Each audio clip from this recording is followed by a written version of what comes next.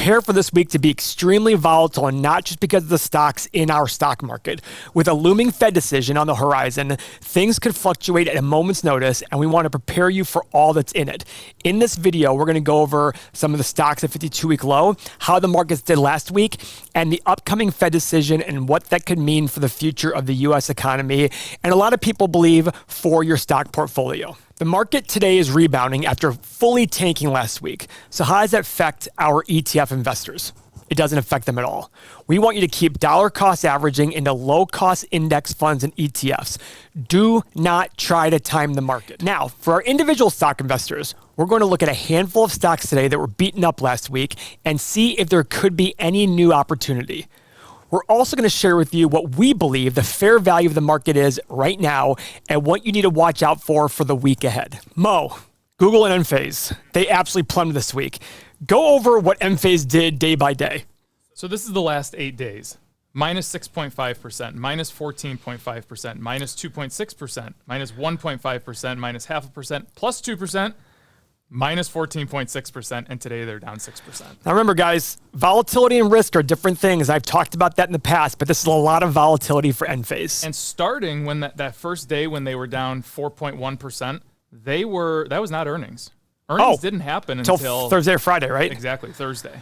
So that was all before earnings, and then earnings came in, and it was even worse. Now, they didn't report good earnings. They reported good EPS. They beat on EPS, Correct. but their revenue is not good. Revenue. Yep. What about Google? Because Google was a totally different story. Now, Google actually reported good earnings. They missed on one thing. What was that? So they beat on earnings. They beat on revenue. Yep. They missed on revenue expected for cloud computing. By like $100 million? $100 million and $8.6 billion. So they did $6.8 billion in the same quarter last year. They were expected to do $8.6 billion. They did $8.41 billion. They still crushed last year's third quarter, but because of that, the stock fell 9.5%. 9.5% on Thursday, because they reported on Wednesday night. Then they fell another 2.65% on Friday. Today they're up almost 2%, but that was a big fall for Google. So we have to repeat over and over. We don't believe in looking at quarter-to-quarter numbers to make our decisions. We look at these opportunities like Google. If we liked Google at $130 a share, we should love it right now. Exactly. Because this would be an opportunity for a company that grew its revenue, grew its profit, but just missed. We want to take the market's overreactions as an opportunity for us to buy. Yep.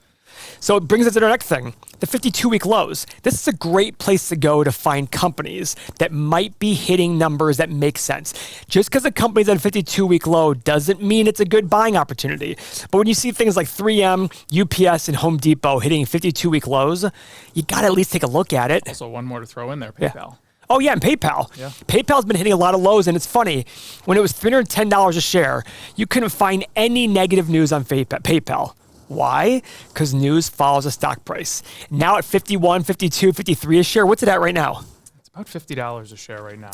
Now at $50 a share, you can't find any positive news about them. $50.80. Oh, it's actually up. It's up today. Market's up too.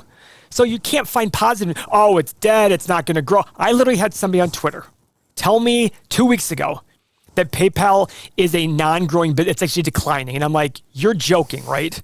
Like, it's not even a declining business. Now, could it mean that the growth isn't going to be as good as before? Well, yeah, but at $310 a share, my guess is the assumptions that were made were probably egregious assumptions to justify that price. Remember, guys, there are two things that are required for you to be a true investor. One, in the stock market. One, you believe that when you buy a stock, you're buying a piece of a business, and that every investment is the present value of all your cash flow. So if you find a price today that makes sense on a long-term basis, you buy, fully expecting that the stock will go further down because people's emotions will drive stocks to unreasonable highs and lows. Fully expecting and kind of wanting. Absolutely wanting. You want to buy something at a cheaper price, just like you want to buy your shoes at a cheaper price. It's the same concept. No different. The stock market's the only place that we see where people flee the store when something's on sale. Yeah. Something's on sale, we want out. It makes no sense whatsoever. Guys, if you want to see Mo and I do a full stock analysis, come join our Everything Money community absolutely for free. We record exclusive content on John Deere, Procter & Gamble, and Zebra, and the only way to get that content is by joining our exclusive community of like-minded investors. Now, for those of you who are part of our community, every day I announce the stock market to GDP and the 10-year cyclically adjusted PE ratio. The stock market GDP, really quickly, takes the full stock market value divided by GDP. And the 10-year cyclically adjusted PE ratio, the CAPE, takes all the last 10 years' earnings in the S&P, brings it to today's dollars, and looks at a PE ratio over a long period of time. So let me pull it up right now. So guys, just today, we went back below the 60% overvalued on the stock market to GDP, mostly driven by a big jump in GDP right here. We are still at 41.17, but back here, we were at over 100% stock market GDP ratio. In fact, at some points during here, we were 107%. Okay, now what about the 10-year cyclically adjusted PE? It is currently 65% overvalued. It's at 28.14, historical average about 17. All right, so we still have a long way to go. But again, it can be driven, these numbers can be driven down in the 10-year cyclically adjusted by having the stock market go down or earnings go up.